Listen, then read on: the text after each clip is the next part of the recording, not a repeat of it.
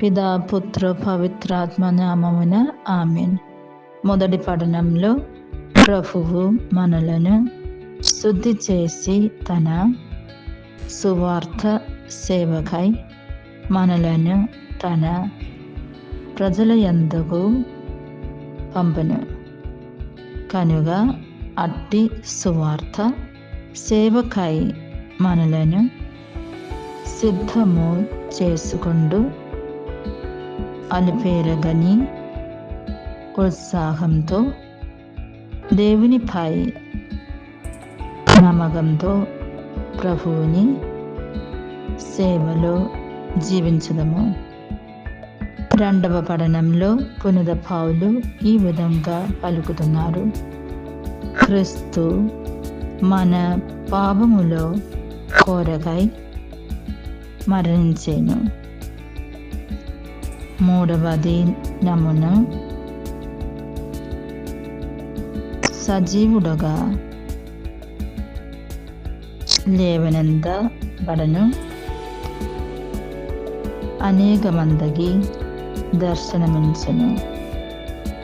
ఏ విధంగా అయితే పునీత పౌలు క్రీస్తు మరణ పునరుత్థానముల గురించి చాటి చెప్పెను, మనము కూడా క్రీస్తును గురించి అనేక మందికి తెలియపరుస్తూ క్రీస్తు ప్రేమలో విశ్వాసంలో జీవించుటకు ప్రయత్నించదము.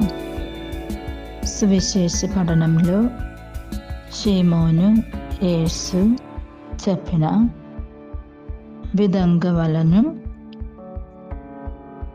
వెయ్యక వాళ్ళ చినకునన్ని చెప్పులు బడను.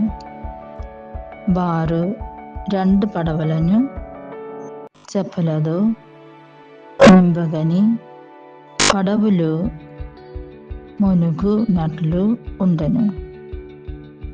సీమోను పేతురు ఇది చూచి యేసు పాదములపై పడి, ప్రభు, నేను పాపాత్ముడను, నన్ను విడిచిపోండు అని పలికెను.